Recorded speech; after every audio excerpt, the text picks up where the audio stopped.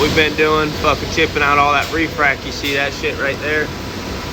It was all in these fucking tubes, and we had to cut them all to size, peel them back, the Inconel off the carbon, and mill them, put a bevel on them so they can be welded back in like that one on the end that they just put in.